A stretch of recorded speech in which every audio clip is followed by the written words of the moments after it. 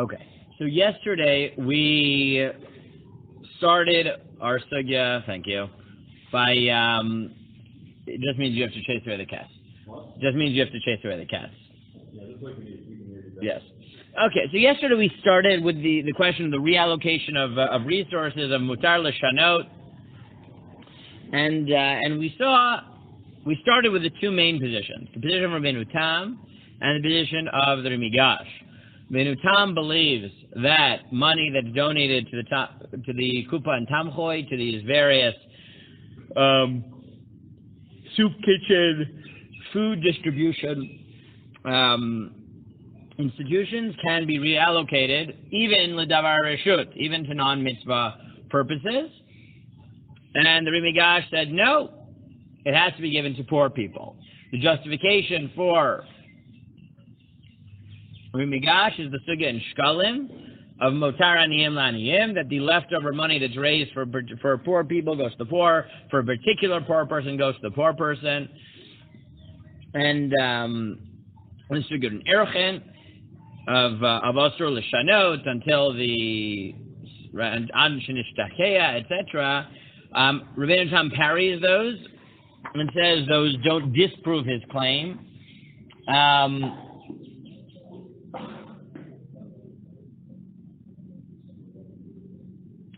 And he says, well, this is different because the Bnei Ha'ir are changing it.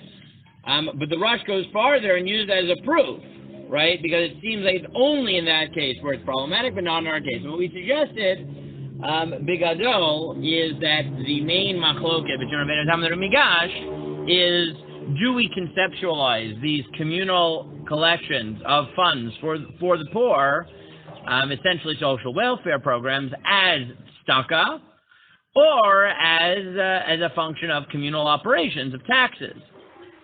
The difference being that if you think that it's just taxes and communal functioning, so it may be for the poor, but you can change it because it's not tzedakah, meaning the result is that poor people are fed. But that's not how you conceptualize it.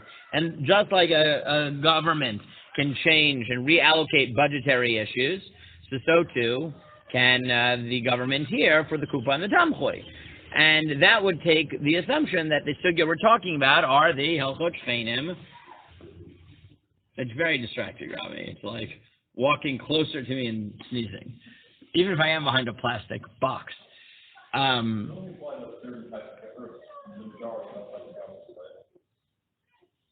there are, if there is a government form in which, for example, it's recognized democracy, in which the people would not be allocated the funds, rather just eliminate taxes and want to have their funds raised. Would that then be necessarily taxes rather of it might be, right? And you'd have to ask, right? And that's what we're going to see as soon as we move to the next sugya of the guilds, right? Which is how exactly do we define these different groups and these different units? Okay. So that was how we presented the issue yesterday.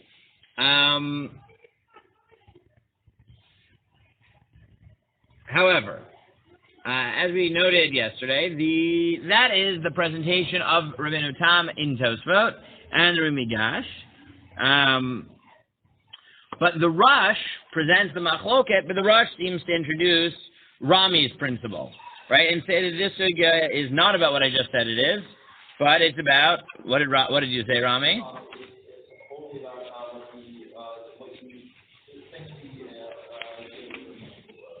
Correct, right? The Rosh seems to think that this is the wrong path to be going on at all.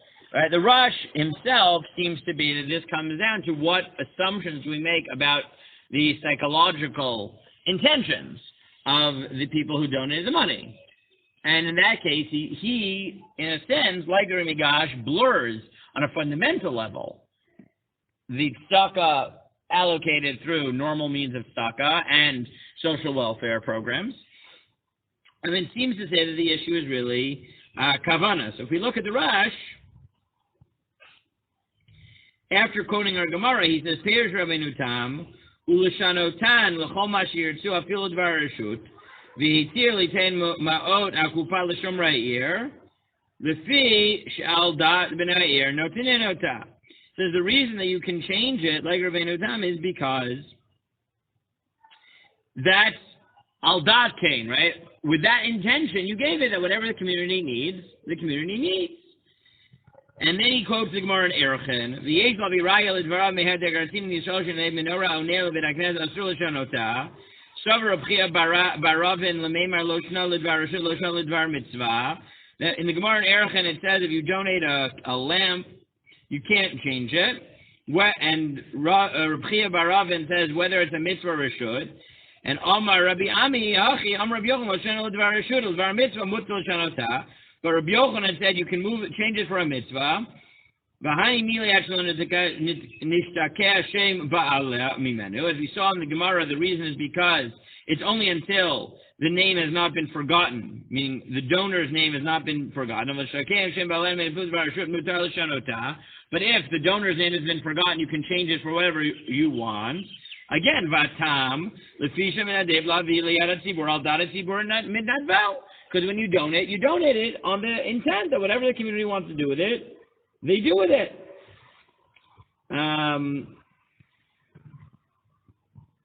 Yes, Jonathan.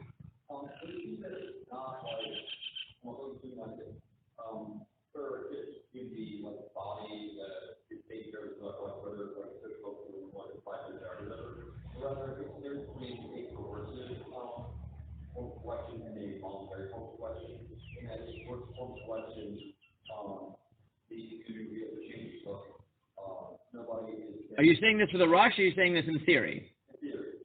Okay, so for the Rush, I don't think so, because the Rush conflates all these sugyot, right? The Rush, I think, like the Rei Migash, doesn't think there's a fundamental distinction between these. He just thinks it's about al-dat kain, right? And therefore, he just thinks, right, it's whatever you intend. If it's for whatever the people in the shul are going to use, whatever the community is going to use, right? The Rush himself doesn't. But as a theoretical model, as you already said yesterday, Ezra said it yesterday? Who said it yesterday? The difference between coercive and not coercive? Ezra? I don't know. But it may be that that's really the difference, right? Is that what makes something defined as staka versus not staka is coercion, right? Is that law is coercive by definition, right? That's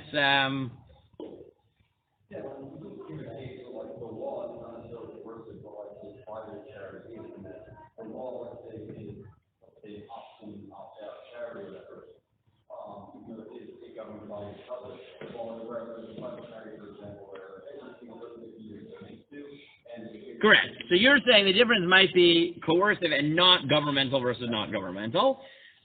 Right, that could be the case. Right.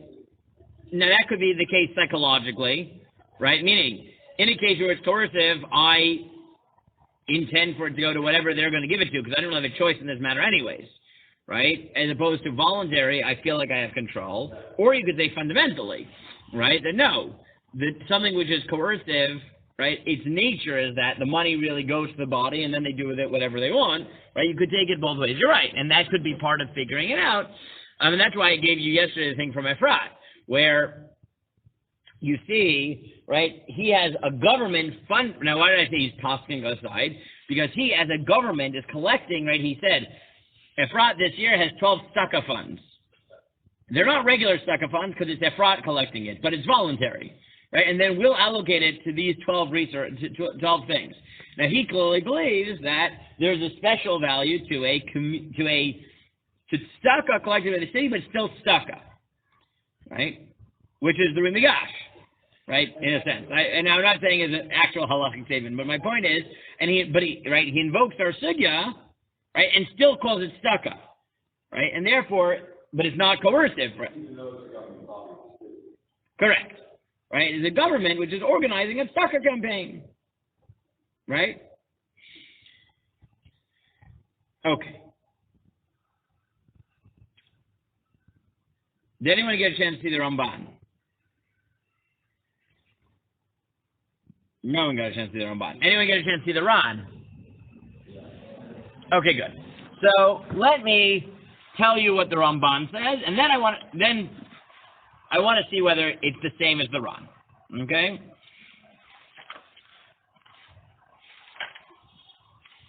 Now, the reason I gave you the riff mostly was to remind you of the Sugya and Erechim, right, which we have talked about a few times, which is the case of the shul and moving around the funds in the shul.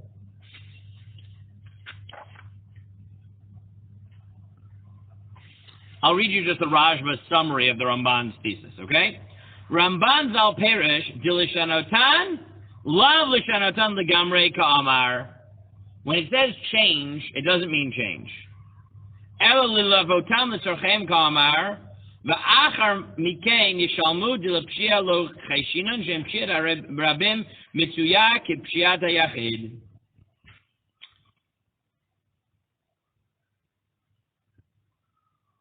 So he says, based on how he understands the Gemara in Erechim, shanotan doesn't mean reallocate. It means borrow against and return. And the Ramban, what? John, let me finish my sentence.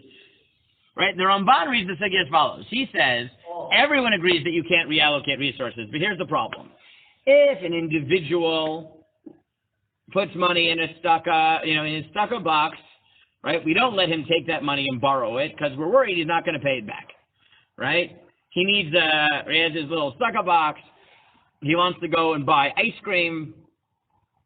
So he says, I'll borrow 5 shekel from the stucco box and don't worry, I'll pay back as soon as I get home. We're like, yeah, right. You'll forget about it. And in the meantime, you've used the money that was meant to go to stucco for ice cream. But if you have a communal fund and the community says, you know what? We have $1 million in the soup kitchen fund, and we know that it's $1 million a year. That's how much it is, okay? So we need $500,000 right now to pay for infrastructure updates. So we know that means we have 6 months. If we take $500,000 right now for infrastructure, that means we have 6 months to put it back, to find somewhere else in the budget to move the money back. So the Ramban says all the sugya means is as follows. That's it. All is something very narrow, which is you can never change funds, you can never reallocate funds, but we trust a tzibur to borrow from the budget, from the stucco budget, and return it because it's the tzibur, it's the community, and someone will make sure it gets done. That's how the Ramban understands the sugya. And I'll just say, the Rashba as a technical problem, which you might remember from Daf Gimel, which is, that's not always true. Sometimes we are worried about the tzibur messing up. Anyone who knows anything about government knows that it is entirely plausible that the government was up. But if you needed a sugya, he said that in Daf Gimel, if you remember, the Gemara said, right at the beginning of the Herod Gemaras, the Gemara, the way we got into that was the Gemara said, can you destroy a shul in order to rebuild it?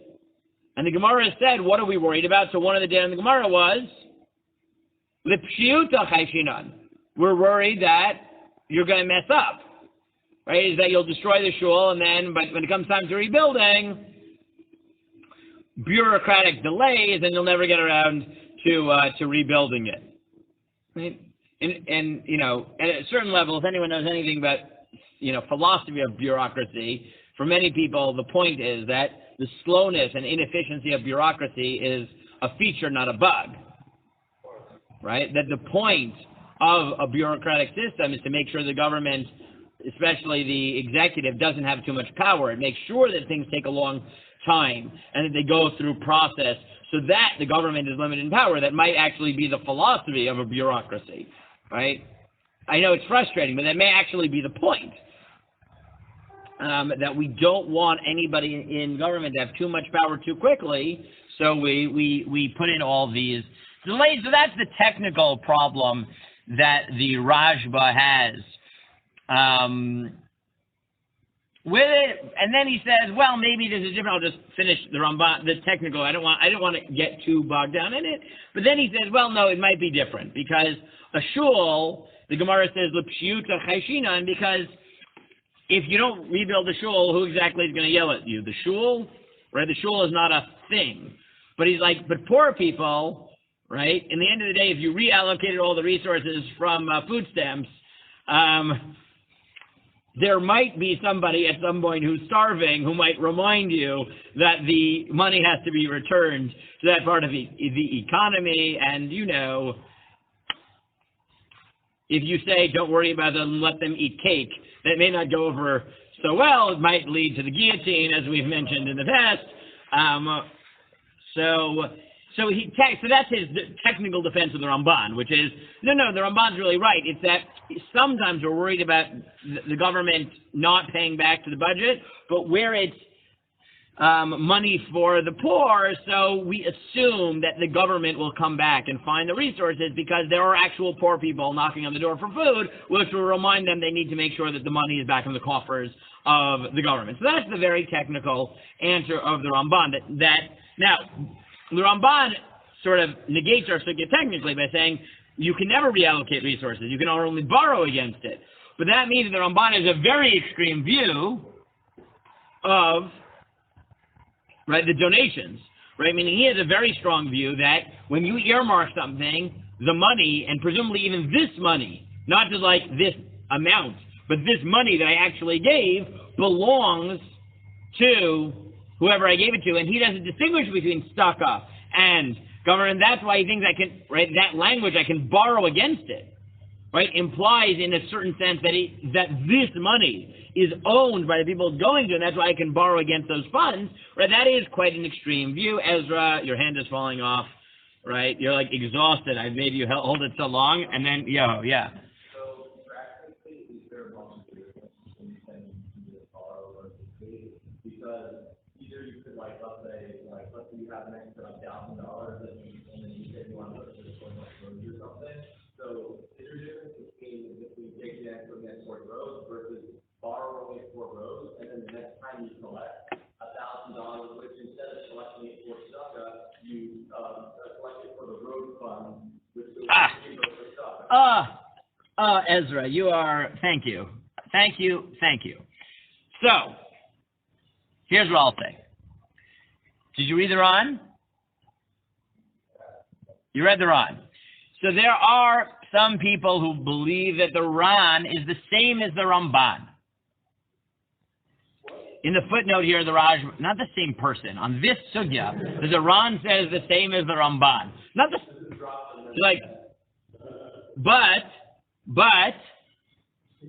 and this is summarized in the footnote here of the Raj, where they know that it. No, I looked at the reference that they have for the Maribal. I couldn't find what they were talking about, so it could be a different numbering the Maribal. The footnote in the Rajba, anyways, claims that the Mari Ben Lev conflates the Ramban and the Ran, but many other Achronim know that is not a careful read of the Ran. But in fact, there's a difference between the Ramban and the Ran, and the difference is the two svara that Ezra just said. Is there a difference between? Well, we'll see. You may be on the side of the Maribal, you may be not. We'll see whether you agree with this diuk. But I'll let Yonatan ask this question, then let's look at the Ran, and then you tell me whether there's a difference. So hold that thought. Yes? So, it seems to me that if you're marking here actually according to who? Who's here? What's here? The Ramban. Yeah, okay. Isn't actually what?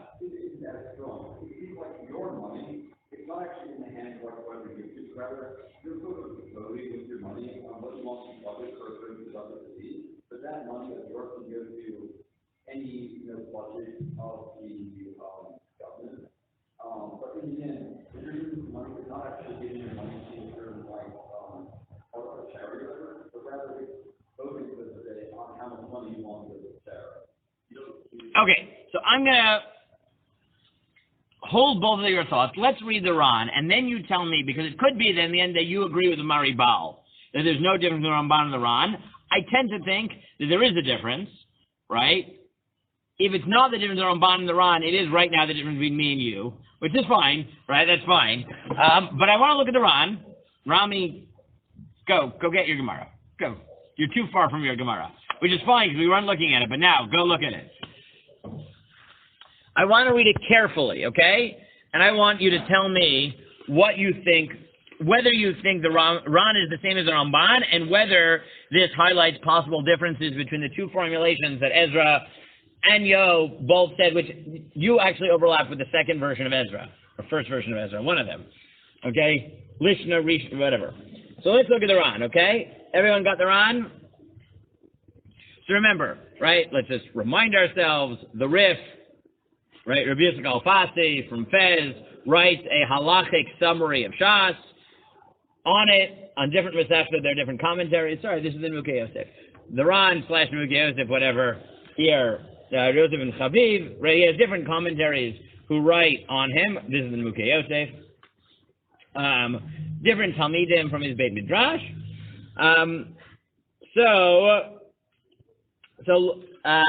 If you look 2 lines from the bottom in the old school ones, I don't know which ones you have, but look at the Ran, okay? And everyone have the Ran. It's the bottom of Hayamud Bet in the old school Dapei Ilfis, right? Which just means pages of the Rif. But in the Oz V'Hadar, they've repaginated. So you either you have the Oz V'Hadar? You have the Oz V'Hadar? No. Okay, if you have the Oz V'Hadar, so you'll see, for those of you who have the Oz V'Hadar, you'll see that on the top of the Rif, in brackets, it has page numbers. So those are what it was in the old pagination. So if you want to try to figure it out, no, it's what's referencing the old pagination of the Rif.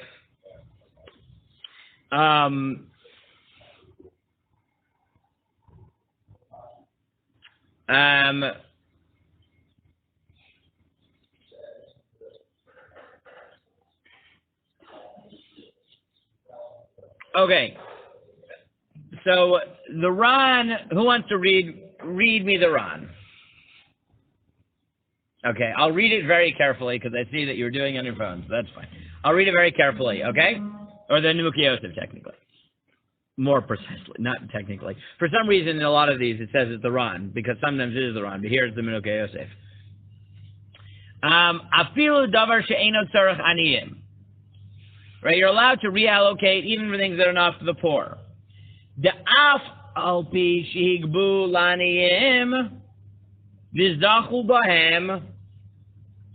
Even though it was collected for the poor people and they acquired it, or they gained rights to it. Mikol makom heve halva'a ligabei tzibur. It is a loan to the community. V'im yitzarchu aniyim. And if the poor people need money, ilavayu didhu ramu, it will be placed on them, the obligation will be placed on them, meaning the community. V'leka lemechash shema yerdu minichseyen, and we don't have to worry that the community will become impoverished. De'ein tzibur ani, because a community is never defined as poor. V'lav dafka kisheskimu b'nei ha'ir, even if the people in the city have not agreed.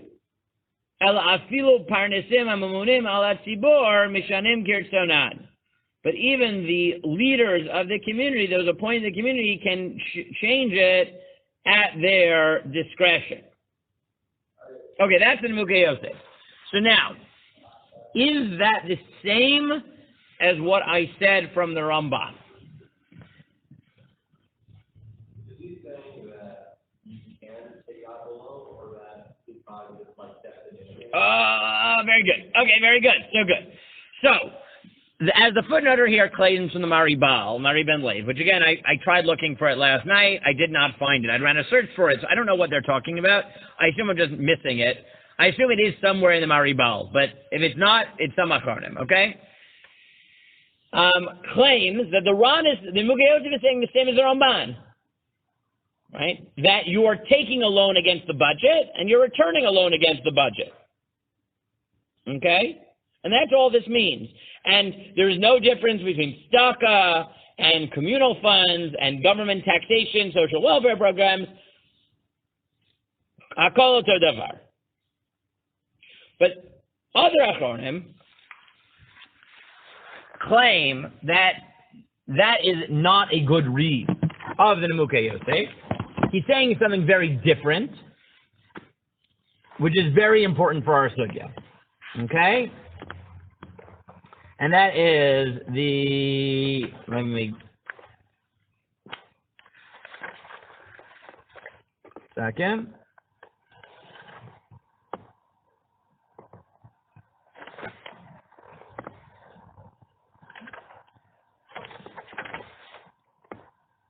Here we go. So 1 second.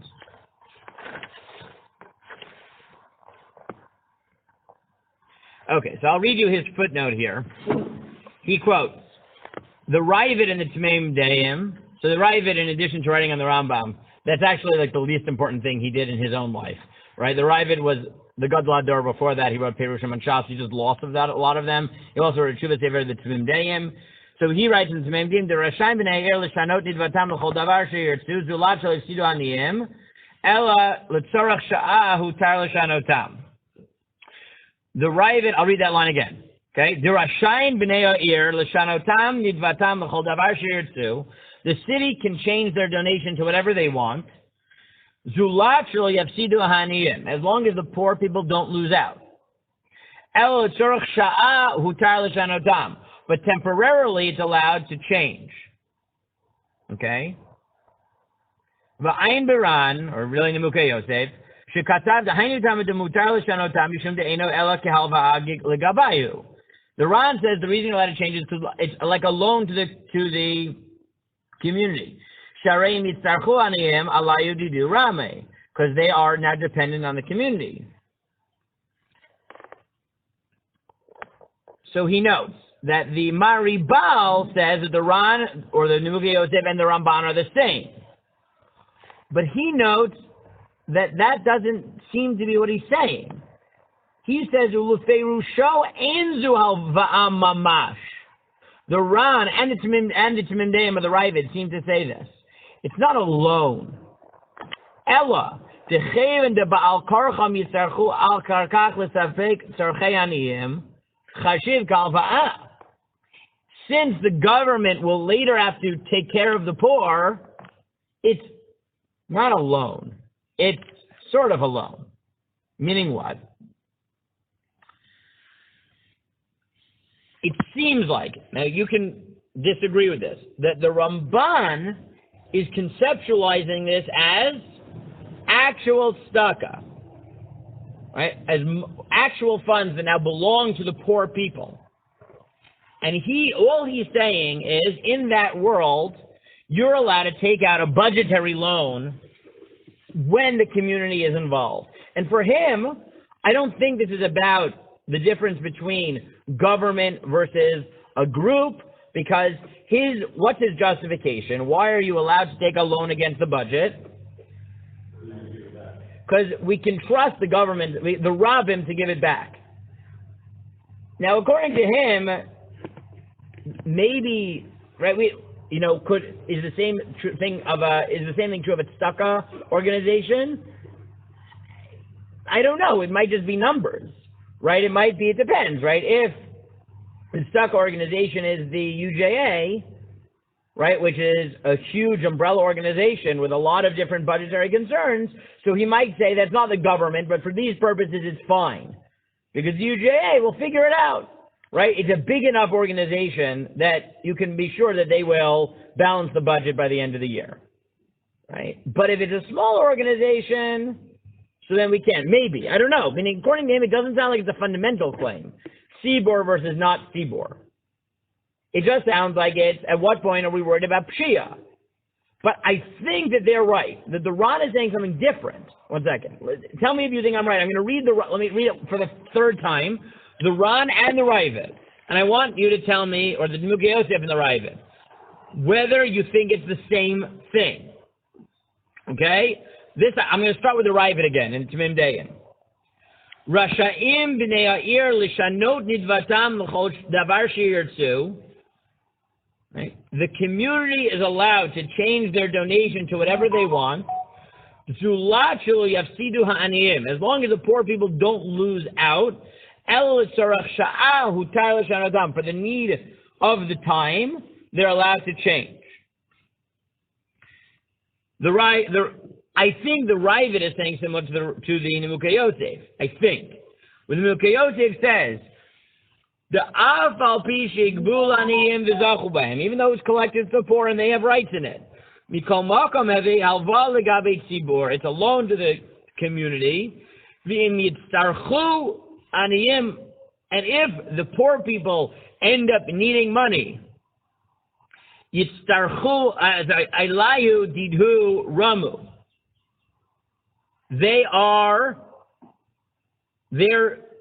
obligation to support them will be put on the community.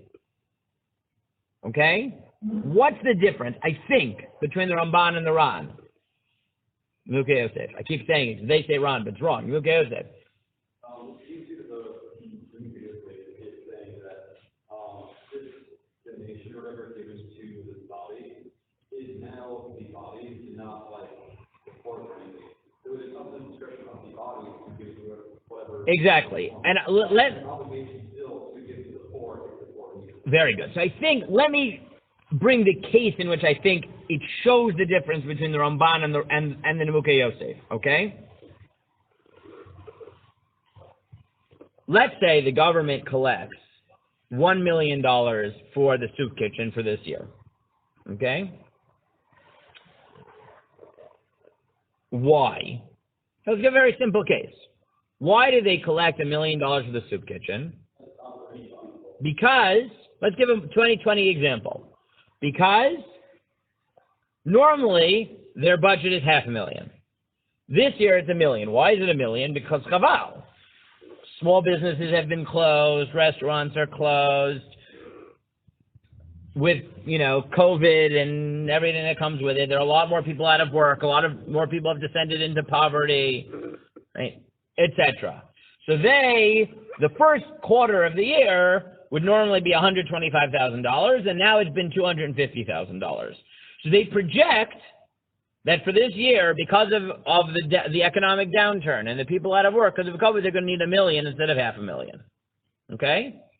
Upitom, January 1st, Pfizer and Moderna successfully pump out millions and tens of millions of vaccines, and as Pfizer predicts, it will be 90% effective with no side effects. Okay, all our dreams come true. Okay, 6 weeks from today, Israel has a commitment from Pfizer to buy 8 million doses of the vaccine, right? And we also have our deals with Moderna and with Sputnik 3 or whatever the one from Russia is called, and the one from Italy, and that's actually what it's called. It's not like, that's actually what they called it, like Sputnik 3 or something. Yeah, something like that. It wasn't even a joke. Like, I was reading an article about it. I think that's what it's called. Sputnik something or other. And what happens? Overnight, the whole world gets the vaccine, and just like that, restaurants open up comfortably, and gyms open up comfortably, and hotels open up comfortably, and tourism picks up, and all the people who had been waiting to take their Israel vacations since last year come on January 1st. So it's not even like it takes time to rebuild it, but there is a glut of tourists, and they fill the hotels, they fill the restaurants, and they fill the small businesses, and just like that, this is not going to happen, but we can all pray, right? Just like that, not only does the economy go back to what it was, but the boom, the post-corona boom is so great that all those people we were worried that are going to be poor, at least till the economy recovers, it recovers overnight. So the first quarter of the year we needed double, and the latter half of the year we need the exact same amount of money. We don't need to collect $1 million. Okay? Now, we had successfully collected $1 million by today, right, by mid-November, okay? But we know that we have a year till we need this, right? We've figured out we're going to need $1 million for the whole year.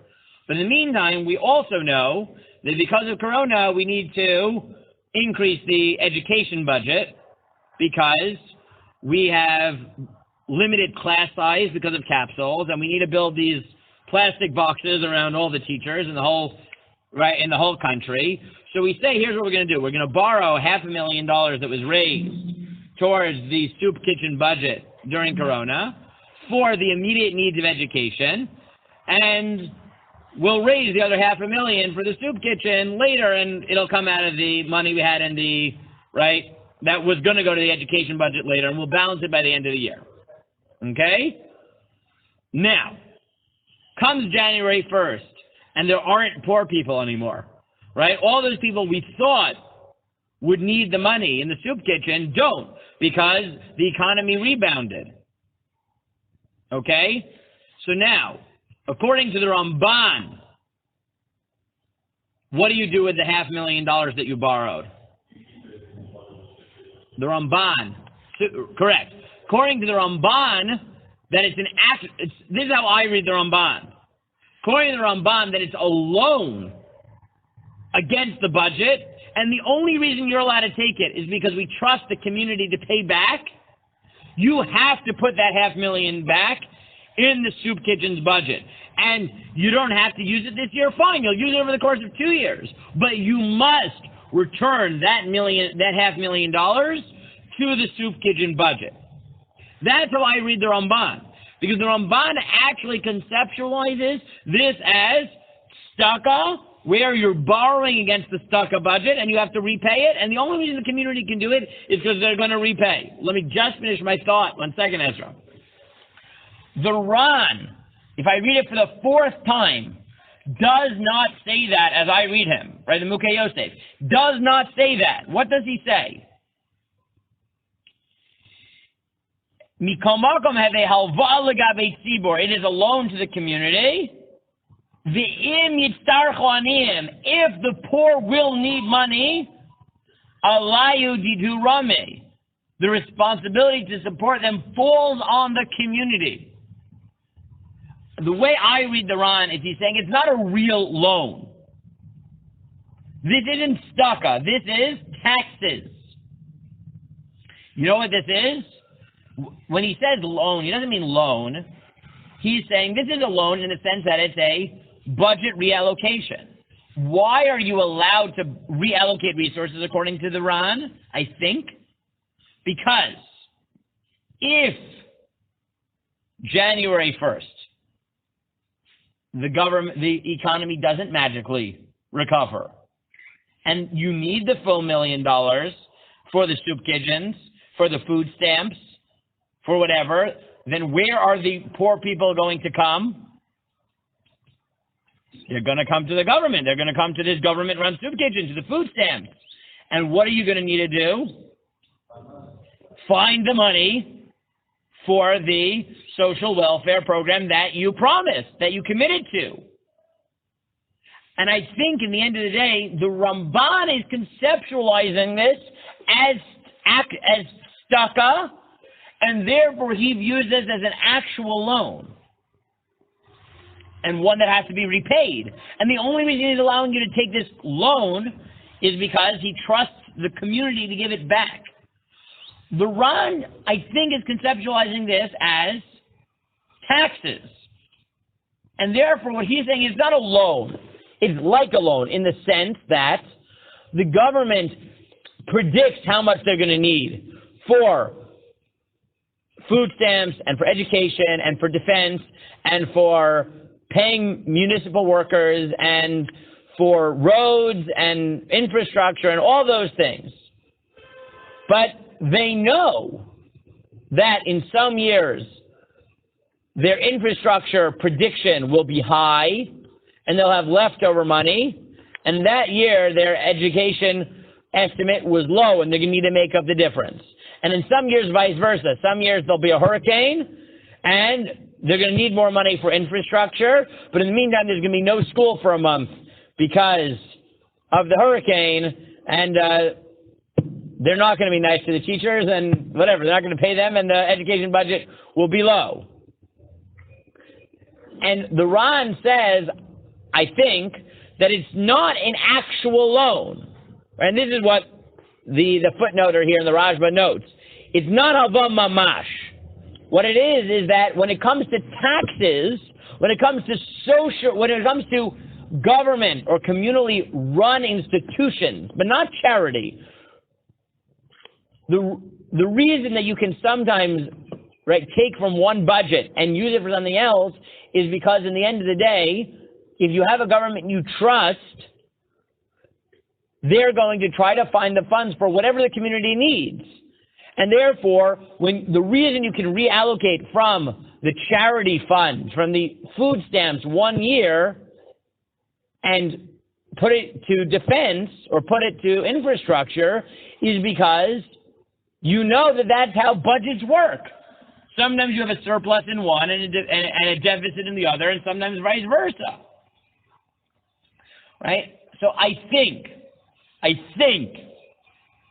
I'm not 100% sold on this. I think, though, that the Ramban is different from Mukhe Yosef. That the Ramban is conceptualizing is this at tzedakah, and you're borrowing against the tzedakah budget, and therefore you actually have to repay it to the tzedakah budget. And the Ran is saying, no, you're not borrowing against the tzedakah budget. You're reallocating resources, and we let government bodies do that because we know that when the budgetary needs shift, they'll come up with different money. They'll come up with the money and shift it as necessary.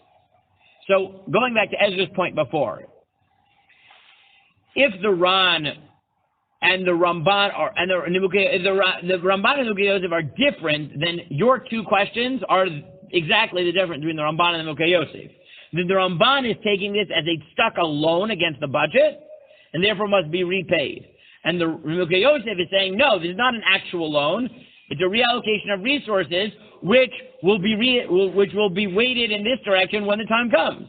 I'm saying, practically speaking, is there a difference between something you say that, like, if you say that there's like there's no, it's not an actual loan, there's no actual obligation to pay back, then like the next year, then are you just collect as normal, versus saying that it is a loan and you have to pay back? Good, so that's exactly, so you just instead of, let's say you owe $500 million. $500 million?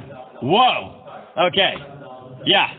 The budget, instead of collecting $500,000, like we took a normal budget $500,000, instead of collecting $500,000 next year for tzedakah, you go for the fifth year, whatever, just collect $500,000 for whatever municipal fund, and then use that to pay back the loan. Like, practically, is there really can't you just avoid it? So I would say the difference is as follows. According to Ramban, you have to repay the loan. Well, one second. But I think you're right. I'm not sure for the Ramban there's a difference between raising more money for tzedakah for the poor people, or raising it for the general municipal funds, or education, and having a surplus in education and reallocating. I don't know if for the Ramban there's a difference, right? I don't know. But for the Ran, I think it's clear that you don't have to do that at all, right? Right? I mean, I don't know for the Ramban. I think the way I'm reading the Mukhe Yosef, I keep saying Ran only because the footnoter said it, but the way I'm reading the Mukhe Yosef, according to the Mukhe Yosef, I don't have to repay it at all. All I need to do is commit that I take care of the poor, I take care of education, I take care of infrastructure, and each year I tax however I need to tax to make sure that the budget is met. And the reason that I'm allowed to borrow against the budget is simply because the Ran is imagining a theoretically speaking undifferentiated budget, meaning that these aren't written in stone. That 500,000 goes to this department and 500,000 goes to that department. He's saying that's our budgetary prediction. But fundamentally, we look at the government as having a $10 million budget for the year, And however it spends it. And next year, it'll raise taxes for a $10 million budget. And according to the Ran, you don't have to collect any, there's no difference. According to the Ran, right, it's clear, to me anyways, that what you're doing is you're raising money for the budget. And if 1 year you need to shift the projected social welfare budget to defense, and the next year from defense back to social welfare, so then that's how governments work. And the reason the Ran says that, the Nimukei Yosef says that's okay, is because we trust that if you have a working government that normally actually takes care of the poor and takes care of infrastructure and takes care of defense and takes care of everything it's supposed to need, that when the time comes that they need more money in the social welfare budget, they'll find the money. And when the time comes that they need more money in security, they'll find the money. And therefore, we don't have to worry so much about the details of it. Right? That's how I read the Nimukei Yosef. The Ramban, I'm not sure. Right? The Ramban, it's clear you need to repay it. But does that mean you need to repay it by raising the money for charity? Right? Or is it you have to raise money for the stuck-up budget and figure out how you allocate it? I'm not sure. For the Nimukei Yosef, I'm pretty sure that you don't have to worry about it. You just need to make sure that the budget is balanced and basically have a government, right? Meaning, the only thing I would say is as follows, and I'll take Yo and then Rami, is that according to the only thing I'm not sure about is, let's say the following, okay? Let's say the reason that the Nimukei Yosef works is that the Nimukei Yosef believes that in the end of the day, the poor people will have recourse, and they'll come to the government. But what would the Nimukei Yosef, here's my topic, what would the Nimukei Yosef say if this budget change was happening in between, let's say, during the sitting duck time of a presidency, right, or an election, and you know that the next 2 years, the next 4 years is going to look very different for poor people because, right now, let's make it very easy, right? Let's say right now you had let's do a theoretical so no one can get angry at me, okay? Let's say that Bernie Sanders had been president, okay? So therefore, the norm, and he got all his wishes, okay? Like I said, you're imagining it, okay? So no one, I am not coming down on a side. I'm saying let's say, okay? Don't anybody, okay? But let's say that Sanders got everything he wanted, okay? So that meant that for these 4 years, right, of the Sanders presidency, the poor, defined as anybody who's not a billionaire, right, got everything they needed, whatever. It used to be millionaire until he became millionaire, fine, right? It's true. He railed against millionaires, still became a millionaire. Whatever you say about him, you have to answer to that reality. What? Yeah, inflation of his own bank account. Yeah, I got it. I understand, right? Look, you need to be consistent. If your criticism is about millionaires, then when you become a millionaire, that means you should expect yourself to be taxed at the rate you used to say millionaires should be taxed at. That's all I'm saying. I say everyone else is consistent. Am I supporting anybody?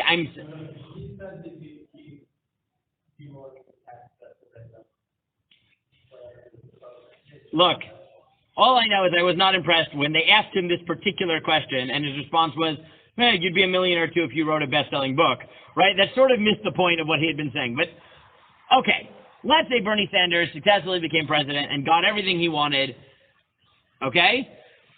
And then after 4 years or 8 years, if that's what you want, when he's like 117 or whatever, however old he is, whatever it is, right?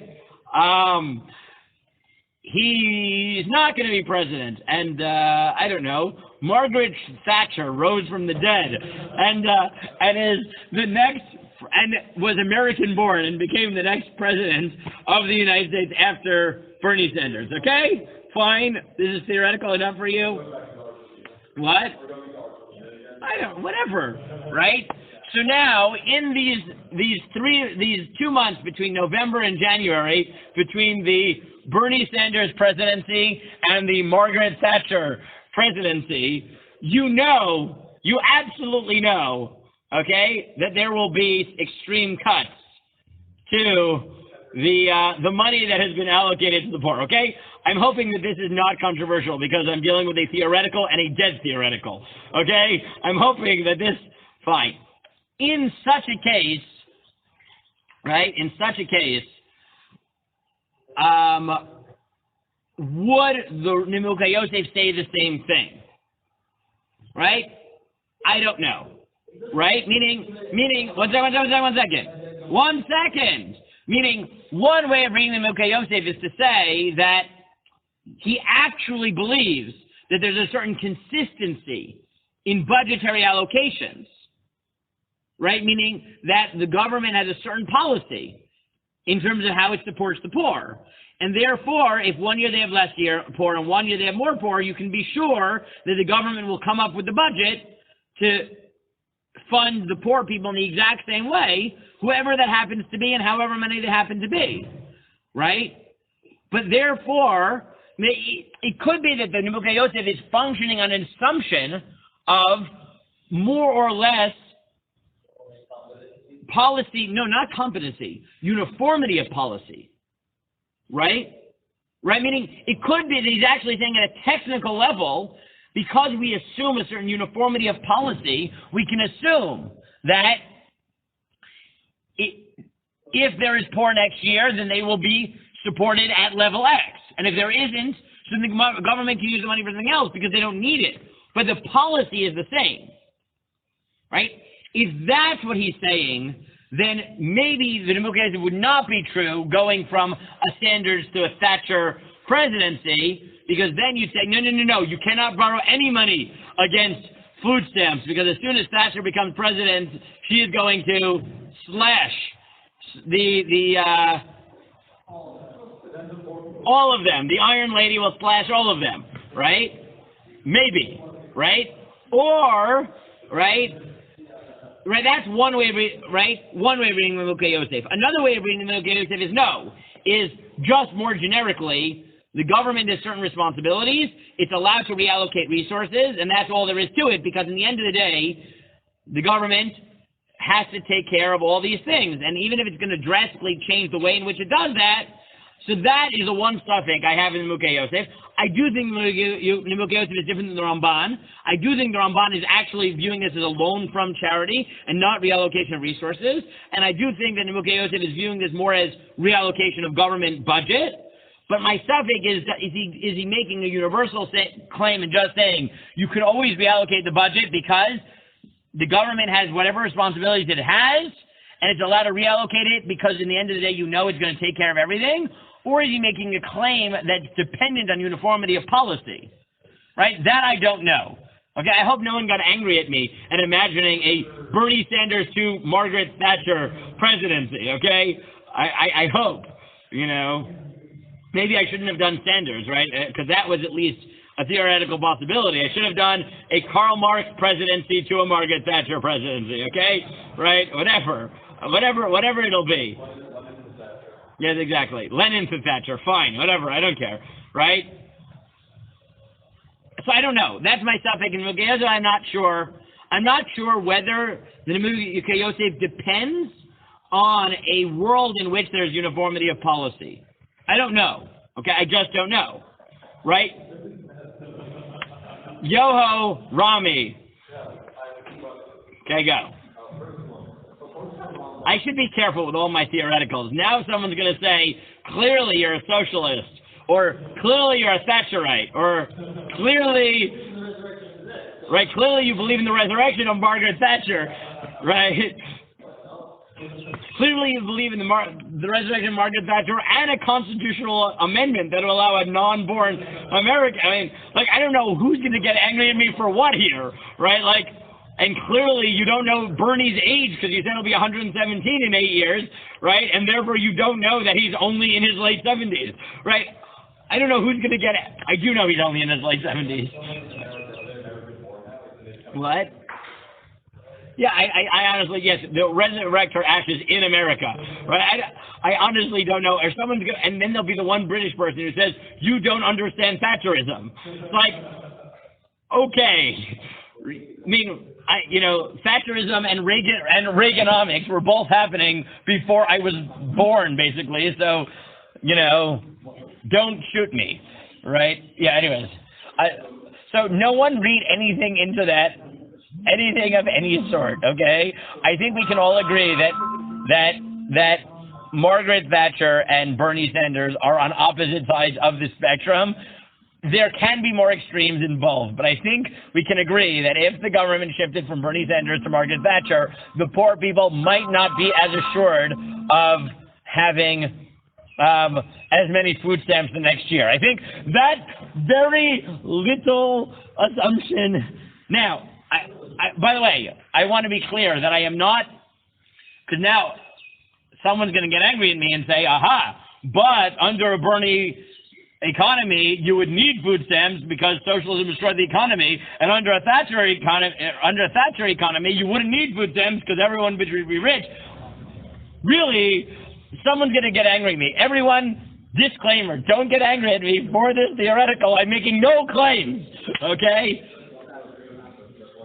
Fine. Yes. Now that I have made my disclaimers about not making any predictions, I'm not predicting that Thatcher's coming back to life. That's not a prediction. Yeah. Can you just borrow money out of borrow things on the loan and then never pay it back if you're going to? No, it sounds like not, right? According to the Ron, it sounds like you can do that in because it's not a real loan. According to the way they're unbond rated, that we trust them to pay back because they're not going to be posheya. It sounds like you really need to pay it back. Meaning, it's right. It sounds like he's imagining there's actually $500,000 that belong to the poor people of the city. Right? And now I need to pay it back. By when? I don't know. Right? Like, what is that date? Right? Now, what if, the poor people, the concept of the poor people was changed in that somebody donated $5,000 towards, the poor people of the city, then, the poor people have their what's the matter with them? Would you say that all poor people, can you still say that the poor people that the person is donated to, and that the money that is now belonging to the poor people is still belongs to the poor people? Those poor people don't necessarily exist anymore. So can you then take some of that money out from that because say it one more time. Say it one more time. So if the person donates towards the category of some purpose that then doesn't exist anymore or whatever reason, you then take that money not to take the loan, rather than taking money to the budget itself. Right. So according to Ramban, the question you'd have to ask is what happens if? No, I understand. Is what happens? I donate towards the poor, right? And then there are literally no poor people at all, right? Why? I donate to the poor of Israel, let's say, right? I'm the Israeli government. And what happens?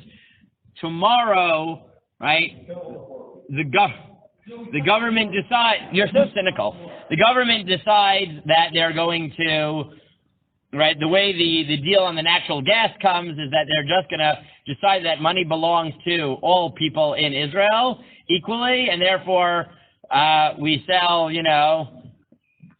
$1 trillion in natural gas and divide it up amongst the not that many people in Israel, and pitom, there are no poor people left in Israel for the foreseeable future, right? Would the Ramban say at that point, I borrowed it against a no longer existent entity, so do I have to put it in? That I don't know. Meaning, would the Ramban say that it was the poor of Israel were zoche in the money, and I borrowed from them, and now they ceased to exist? Or do they say, no, the theoretical category exists, and I borrowed from the theoretical category, and it must sit here until the $500,000 means nothing because of inflation, right? And there is somebody who is short $5, right?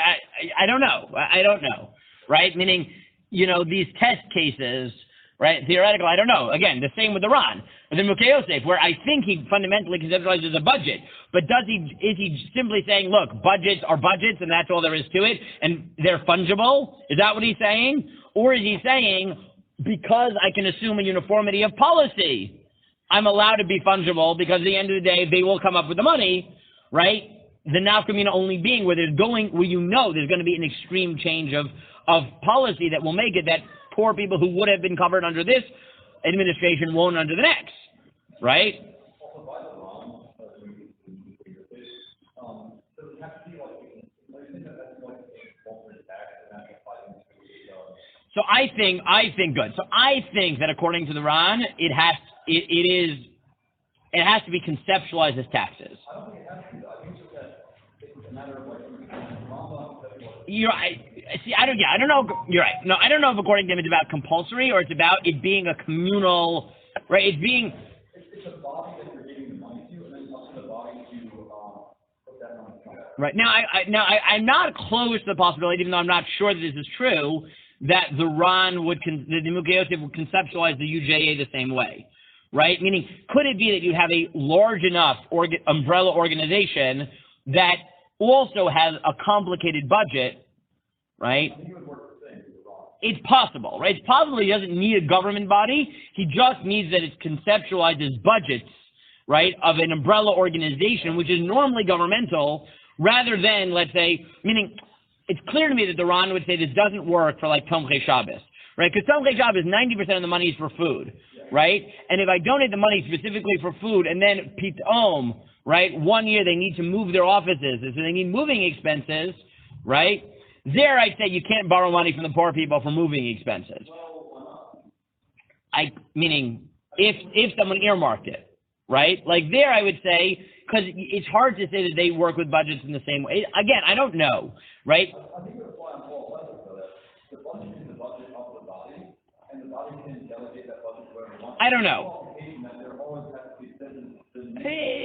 Again, I don't know. The borderline of these super big umbrella organizations, which were bigger than the cities that the Ran was imagining, right? Let's be honest, right? Meaning, right, like we talked about this. Meaning, what if it's Harvard reallocating its resources? So does it make sense to say that, I don't know, pick a tiny little country with a country that I don't know what their actual budget is, but let's say that their government does not have $50 billion to its name, right? Tobago, okay? Tobago, right? So Harvard is actually richer than Tobago in its entirety. So would the Ran say that Harvard can reallocate resources because, if Tobago can, then Harvard can, because Harvard has more fungibility with $50 billion than whatever Tobago is worth? It could be. I agree. I think you're right. It's less about taxes and charity versus versus organizations that function with budgets, right, rather than direct charity. Correct. Normally, in the Ran's time, that probably would have been government versus charity. In our time, a UJA might function in the way that the Ran is conceptualizing government. I think that's true. That the main chiluk for the Ran is less government, right, taxes versus charity, as budget versus charity, right? I don't know. I don't know. So he does. It could be, depending on how serious you take his line, that if there are poor people, they'll come back to you. Look, my intuition is that the Mukhe Yosef wants a certain level of accountability. That isn't true of its stock organization, right? Meaning, like an organization like Tomchei Shabbos, if they say, look, we're sorry, we don't have the money, people will say, Gewalt, right? We wish they had more money. If the government doesn't pay out the social welfare benefits that it promised, right, there's going to be riots in the streets. What? Meaning, and that's why I'm not sure, right? That's why I'm saying that in the end of the day, it might be government, because at the end of the day, if a stock organization runs out of money, you feel terrible, but you don't have a taina against them in the way you do against government. And for the Ran, it might be about the fact that there's a taina. The person will come back to the government and say, what do you mean? You have certain responsibilities to your citizens, come up with that money. I don't care how you do it, but you can't say to Tomchei Shabbos. You can't yell at Tomchei Shabbos in that way. Are you thinking of the wrong critiquing private charity? No, he's not critiquing it. He's saying this is not that. Yeah. This is not a critique. The Ran is just saying this is different than Sugyan Erchin and Shkalim because charities function in one way and government budgets function differently. It's not a critique. No. Okay, if this was not clear, this was not a critique. This is what is this descriptively. It would seem like a positive that you are able, as a government, to help to do these. Oh, for sure, but that doesn't mean that there's a downside to having charities along. No, I think my point is simply, right? The point I've been driving home for 2 days here is that my argument is that Rabbeinu Tam and the Ran are simply saying that Kupa and Tamchai are not properly described as stock organizations. They are government social welfare programs and therefore function on the level of government type budgets. I'm not close to saying that certain umbrella organizations like the UJA that have so many budgets are also similar in that way. But my point is that this sugya for the Rabbeinu Tam and Ran is not charity. It's social welfare, right? And functions therefore on budgetary concerns rather than staka type concerns. And we are like overtime here, but Rami had his hand up. So Rami can take it. The only source, unless I'm mistaken, that you hadn't seen was to finish reading the Ran, because I want to flesh out one more time this question of mitzvah versus rishus, right, which is, I think, important, and the Chedush Anshe Shem. Is that right? Is that what we're left with? It may not take a whole shir, but is that what we're left with? So if it takes a whole shir on Wednesday, because tomorrow's shir klali, then fine. If not, it'll be an addendum. Rami, you get the last word for shir.